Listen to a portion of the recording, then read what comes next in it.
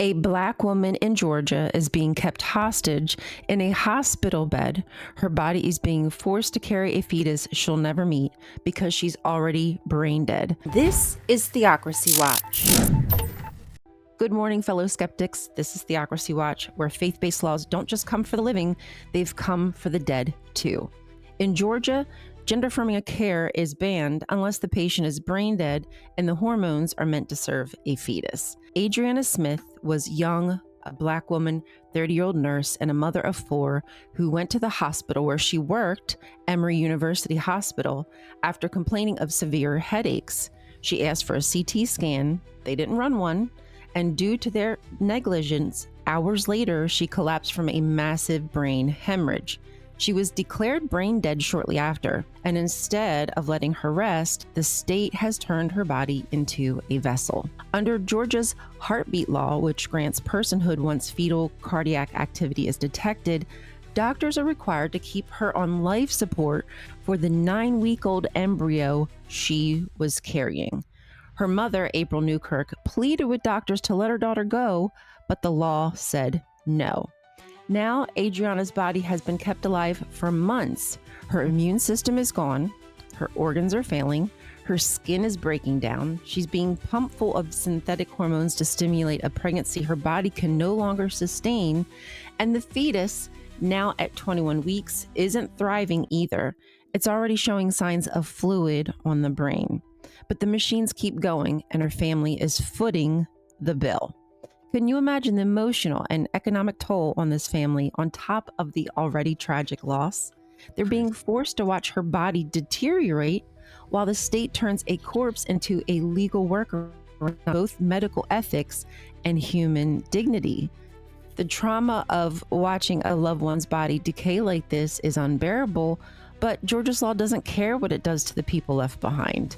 This isn't treatment. It's a test to see how far lawmakers can push forced birth, even past death.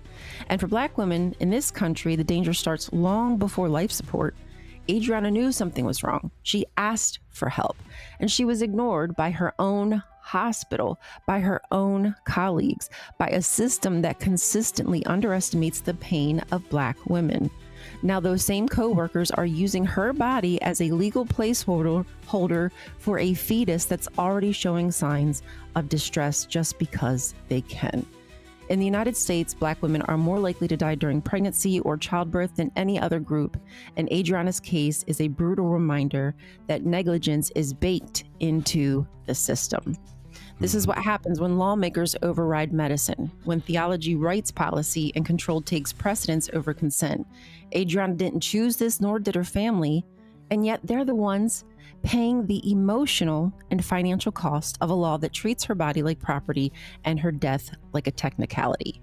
She was a nurse, a mother, a daughter, and Georgia didn't just fail to protect her, let her die, and then claimed ownership of her body. Because in a state where embryos have rights and women don't, not even in death can you rest in peace. It's time to get angry, folks. Share the story. You can give Brian Kemp and Ed Setzler a call to make sure they don't forget Adriana's name. So until next time, stay curious. Isn't that just, it's amazing to me how they're going to force her body to carry that baby. Truly mind-boggling.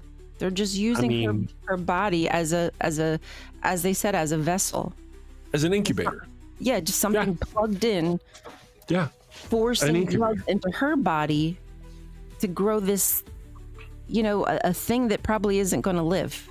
I feel like her body will collapse or the baby's just going to pass away. Well, let me ask you, because I was a little distracted looking up some stuff. Do they have any kind of idea about the status of the baby so far? It's 21 weeks and it has hydrocephalitis, if I'm saying that correctly. So it already has swelling and water on the brain. It's not looking good. It's already not looking good. Any other time, those same people would say, somebody like that is a waste on society.